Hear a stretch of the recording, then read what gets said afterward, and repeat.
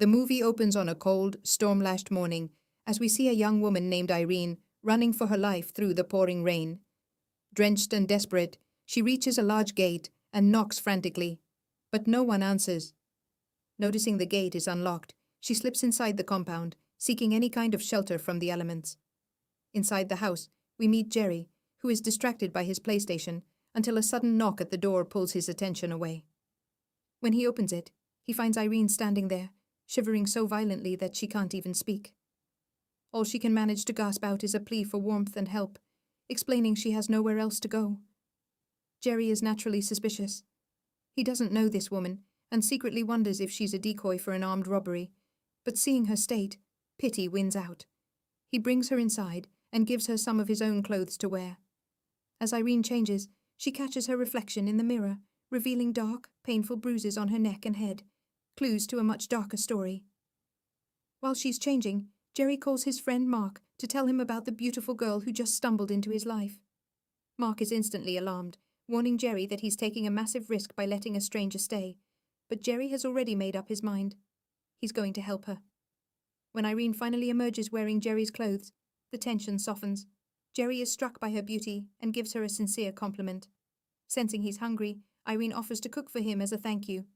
In the kitchen, she proves to be an incredible cook, and hours later, Jerry is floored by the meal she's prepared. However, as evening approaches and Irene finishes the dishes, Jerry tells her it's getting late and he needs to drive her home. Irene begins to stall, making excuses about her clothes being wet and the cold air outside. Jerry, trying to be a gentleman, tells her to put her clothes in the dryer and promises to drop her off once they're ready so she doesn't get sick. The drive home is tense. Jerry asks for directions, but Irene keeps leading him in circles, giving him wrong turns until Jerry realizes they are going nowhere. Frustrated and angry, he demands the truth, and she finally points him to her house. As Jerry drops her off and begins to drive away, he sees a man named Richard, Irene's boyfriend, storm out of the house and begin to brutally beat her. In a moment of desperation, Irene finds the strength to hit Richard back and sprints toward Jerry's car. Jerry doesn't hesitate. He swings the door open, and they speed away into the night. Once she calms down from her uncontrollable sobbing, Irene reveals the heartbreaking truth. Richard has been abusing her for a long time. She explains that after her mother died, her father remarried and became obsessed with his new son, eventually kicking Irene out at the stepmother's request. With nowhere to go, she met Richard. He was kind at first, but soon became a controlling monster. The reason she was running in the rain that morning was because Richard had thrown her out after a violent fight. Feeling deep remorse for her, Jerry offers her a permanent place to stay. Since the guest room is a mess, he insists she take his bed while he sleeps on the couch. But in the middle of the night, Irene comes to him, admitting she's terrified to sleep alone in a stranger's house. Jerry agrees to stay with her for comfort, and they end up falling asleep in each other's arms, cuddling until morning. The next day, Irene wakes up early to prepare breakfast, telling Jerry it was the most peaceful night she's had in years. She reveals her dream of getting into fashion, something she could never afford because she never went to school. Soon, Mark comes over to check on his friend.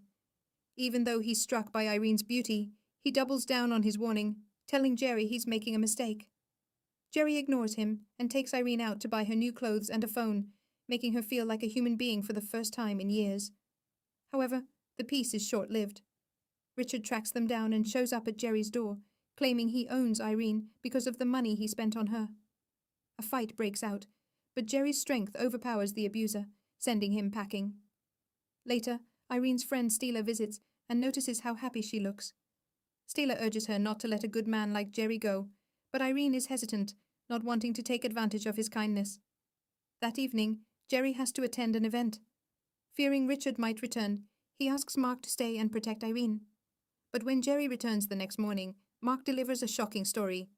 He claims Irene tried to seduce him, and when he rejected her, he had to get physical to get her out of the house. Jerry is devastated but refuses to fully believe it. He searches for her everywhere, eventually confronting Richard, who cruelly claims Irene just found a richer guy. While walking the streets, Jerry finds Irene's necklace on the ground. A bystander tells him a woman was involved in a hit-and-run accident the night before and was rushed to the hospital. Jerry rushes there, finds Irene in critical condition, and immediately pays her mounting medical bills so the doctors can begin surgery. When Irene finally wakes up, the truth comes out. She tells Jerry that while he was away, Mark didn't protect her. He tried to rape her. She managed to hit him and flee the house, which led to her accident. Enraged, Jerry returns home and confronts Mark. Mark mockingly admits to the attempted assault, but he's met with a face full of Jerry's fist.